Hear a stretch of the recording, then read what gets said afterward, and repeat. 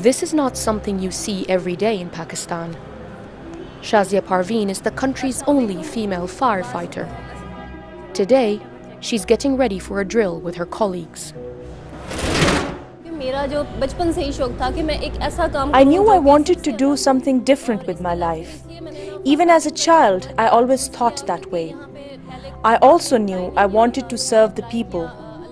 Firefighting seemed very interesting. No other woman had tried it before, and I wanted to prove that it could be done.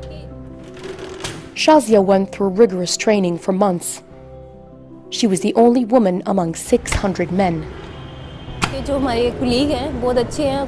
My colleagues are all quite cooperative. I have been working here for 5 years and I haven't faced any problems. We work together as a team.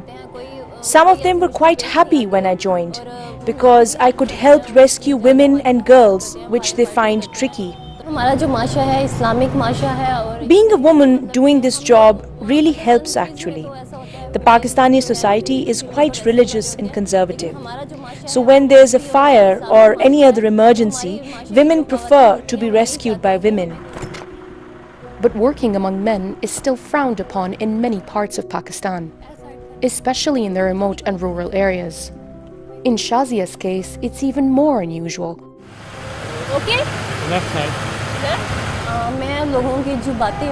I get negative remarks every now and then, but I don't give them any attention. I'm here to be a firefighter. I feel very proud of what I do. In her local village, most women either stay at home or work in the fields. But Shazia's parents have always been supportive of her career. I'm an ex-soldier and I wanted my children to serve this country. I encouraged my daughter to become a firefighter and even helped her apply for the job. I think we need more women rescue workers here.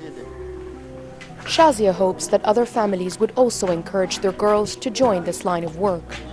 For now, though, she enjoys the fact that she's made history in her country. Shaima Khalil, BBC News, South Punjab.